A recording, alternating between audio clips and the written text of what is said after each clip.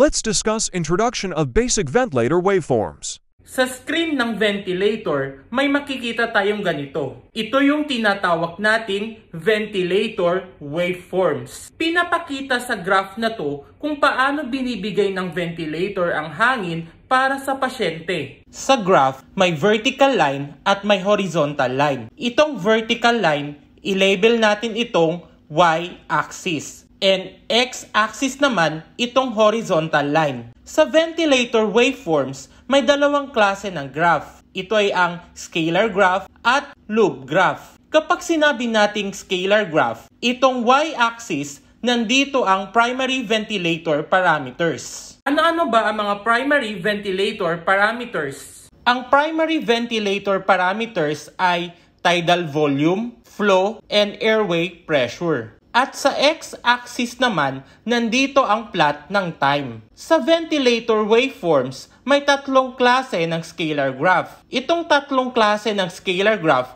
ay based sa tatlong primary ventilator parameters. Ito ay ang volume time scalar, flow time scalar, and pressure time scalar. Bigyan ko kayo ng example. Gamitin natin ang volume time scalar graph. Sa y-axis, nandito ang plot ng tidal volume. At sa x-axis naman, nandito ang plot ng time. Ngayon, tingnan natin ang graph ng patient's breath. Yung pinakamataas na point nitong graph, yun yung pinakamataas na volume ng hangin na nalanghap ng pasyente. So, i-plot natin ang graph sa y-axis and x-axis para malaman natin ang volume and time nitong graph. Tingnan muna natin sa y-axis. So nakikita natin yung plot niya ay nasa 300 ml. Ngayon tingnan naman natin sa x-axis. Yung plot niya ay nasa 0.6 second. So ibig sabihin nito, nung 0.6 second, ang pinakamataas na tidal volume na nalanghap ng pasyente ay 300 ml. Itong nakikita nyo ngayon, isang waveform lang ito. Kung marami, of course, ang tawag natin dito ay waveforms. Itong waveforms na nakikita nyo, ito yung tinatawag nating scalar waveforms. Scalar dahil ang mga forms na ito ay mga scalar graphs. Ito yung madalas nating nakikita sa monitor ng ventilator. May iba't ibang shapes ang scalar waveform. Ito ay ang rectangular, exponential rise, ascending ramp, sinusoidal, descending ramp, and exponential decay. For example, yung mode ng pasyente natin ay nasa volume control continuous mandatory ventilation or VC-CMV. Yung first row, ito yung pressure time scalar. Malalaman natin na pressure time scalar ito dahil sa centimeter water na unit. Sa pangalawang row, ito yung flow time scalar.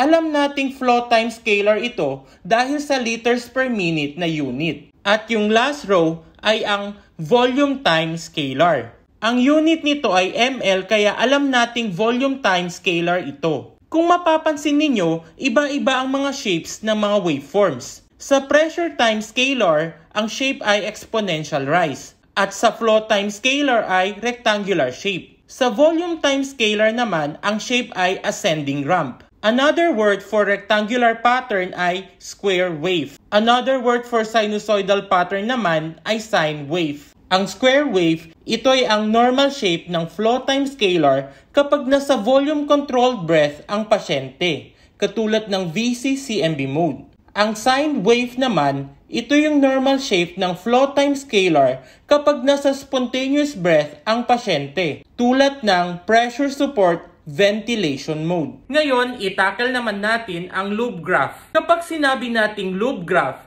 magpo-form siya ng shape na kung saan yung starting point magko-connect siya sa end point. Katulad nitong nasa picture, yung simula ng line ay connected doon sa dulo ng line. Sa loop graph, yung mga primary ventilator parameters ay nagpa-plot against each other. Uulitin natin ha, ang mga primary ventilator parameters ay tidal volume, flow, and airway pressure. May dalawang klase ng loop graph. Ito ay ang volume pressure loop and flow volume loop. Volume pressure loop meaning yung volume ay nasa y-axis and then yung pressure ay nasa x-axis. Ito yung image ng volume pressure loop sa ventilator.